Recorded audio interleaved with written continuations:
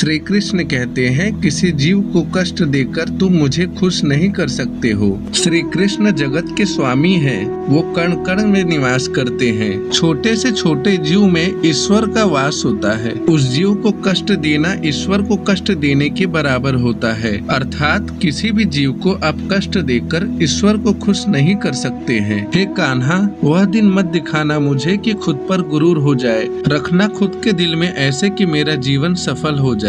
जो कृष्ण के दास हो जाते हैं वो अपने आराध्य से ऐसा प्रार्थना करते हैं कि ऐसा दिन ना दिखाना कि खुद पर गुरूर हो जाए। जो कृष्ण का दास हो जाता है वह तो अपने कृष्ण का सेवक बनकर ही अपना जीवन सफल बनाना चाहता है। श्री कृष्ण कहते हैं, जो हुआ अच्छा हुआ, जो होगा और भी अच्छा होगा, सब कुछ मुझ पर छोड़ दो। मैं तुम्हें यहाँ तक लाया हूँ तो आगे भी मैं तुम्हें ले जाऊंगा। श्री कृष्ण कहते हैं, यदि तुम आज दुखी हो तो इसका मतलब ये है कि तुम्हें मुझ पर भरोसा नहीं है। जिन्हें मुझ पर भरोसा होता है उन्हें मैं कभी अकेला नहीं छोड़ता, इसलिए वो कभी दुखी नहीं होते। श्री कृष्ण कहते हैं, स्वयं को मुझ पर छोड़ दो और कर्म पर ध्यान दो। कर्म ऐसा करो जो पाप रहित हो। यदि तुम बलवान हो तो अपने से कमजोरों की मदद करो। दान दुनिया का सबसे बड़ा पुण्य है। यदि तुम बलवान हो तो लोगों की मदद करो। श्री कृष्ण अपने भक्तों को कर्म का मार्ग दिखाना चाहते हैं। वह कहते हैं, अपने कर्म मानव कल्याण के प्रति, समाज के प्रति करो। श्री कृष्ण कहते हैं, दुनिया में मानवता से बड़ा कोई धर्म नहीं है। श्री कृष्ण कहते हैं, यदि तुम्हारे सामने कोई हाथ फैलाए तो उसकी मदद जरूर करना, क्योंकि तुम खुश नसीब हो कि मैंने तुम्हें देने वालों में चुना है, मांगने वालों में नहीं। श्री कृष्ण कहते हैं, कर्म करते रहो, फल की चिंता मत करो।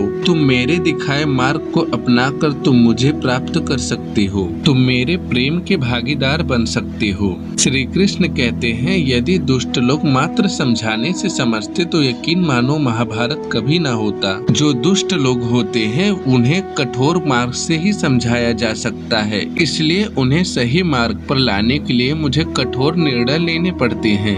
यकीन मानिए, दुष्ट यदि मात्र समझाने से समझ जाते तो बांसुरी बजाने वाला कभी महाभारत न होने देता। कृष्ण कहते हैं, जो अपने मन पर नियंत्रण नहीं रखता वो धीरे धीरे स्वयं का शत्रु बन जाता है। मनुष्य का मन चंचल होता है। इस कलयुग में मनुष्य को कथा मार्ग से इस मन ने भटका रखा है। ज्यादा हंसने और बोलने वाला व्यक्ति यदि शांत हो जाए तो समझ जाइए कि वह भीतर ही भीतर टूट चुका है। अर्थात जो व्यक्ति हमेशा हंसता खेलता मुस्कुराता रहता हो, यदि वो अपने स्वभाव से भिन्न हो जाए तो समझ जाइए वो भीतर ही भीतर किसी पीड़ा से जूझ रहा है और उस पीड़ा ने उसे कमजोर बना दिया है। जिस व्यक्ति के पास संतुष्टि नहीं है उसे कितना भी मिल जाए वह हमेशा असंतुष्ट ही रहेगा। जिस व्यक्ति के पास धन दौलत ऐशो आराम सब कुछ है लेकिन संतुष्टि नहीं है तो वह धन दौलत मिट्टी के समान है। जिसके पास संतुष्टि है वह दुनिया का सबसे धनी इंसान है। प्रेम में कोई वियोग नहीं होता, प्रेम ही अंतिम योग है।